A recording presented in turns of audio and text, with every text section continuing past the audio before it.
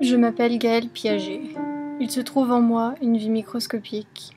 C'est un secret magnifique. Le monde tombe sur moi. Je suis invisible, muette. Mon enfant et moi, nous sommes amoureux. Souvent, je trouve que c'est bizarre comme les gens peuvent paraître si proches quand en fait, ils sont des milliers de kilomètres au loin. Mon cœur était en train de se rétrécir.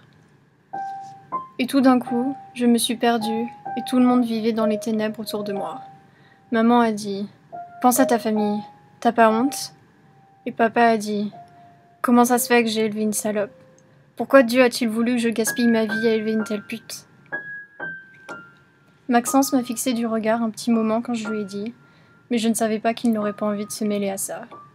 Donc il m'a dit « Écoute Gaëlle, on peut plus se voir. Alors, au revoir. » Le jour suivant, je l'ai vu avec sa main dans le chemisier d'Astrid. Maman a eu une dépression nerveuse.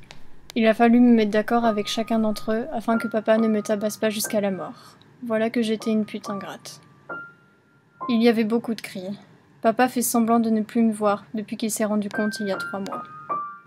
Le cœur de maman était en train de se rétrécir. Vous êtes toutes les deux des putes dégoûtantes. Maman ne pouvait plus souffler. Elle ne savait pas comment être heureuse. Elle m'a dit « Gaëlle, chérie, qu'est-ce qui t'est arrivé? Quand est-ce que t'es devenue ainsi? Tu ne peux pas être mère. Il faut que tu te débarrasses de ce bébé. Tu ne sais pas comment être mère. » J'avais autant de pitié d'elle, la morve et le sang et les larmes toutes fusionnées ensemble. Je pensais « Toi non plus, tu ne savais pas comment être mère. » Mais au lieu de dire ça, j'ai dit « Je hais tout ça tout autant que toi. J'en veux plus de ça. Qu'est-ce que je peux faire? » À l'école, je me suis perdue tout le temps. Alice m'a dit « T'es vraiment enceinte? Putain, t'es foutue maintenant. » Marie m'a dit « Nous ne sommes pas amies, Gaëlle. Je ne peux pas parler avec des putes comme toi. » Clémence m'a dit « À quoi pensais-tu? T'as rien dans le ciboulot ou quoi ?» Et chaque mot s'est fondu dans le dernier, jusqu'à ce que tout ce que j'ai entendu n'était plus que cette.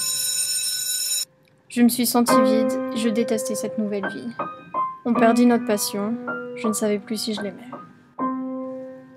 Nous n'étions plus amoureux l'un de l'autre, mon enfant et moi. Et j'ai pensé à maman, son visage triste, si triste, et papa avec toute sa colère hystérique, et Alice, Marie et Clémence, et Maxence qui s'est enfui si vite.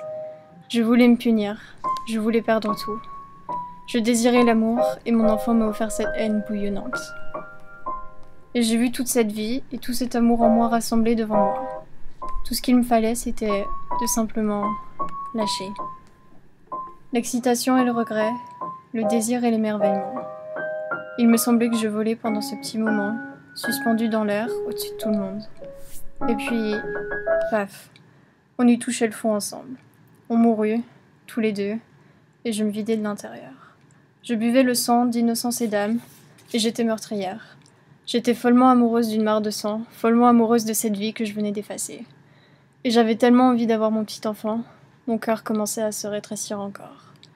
Et j'ai vu rouge partout, et puis rien.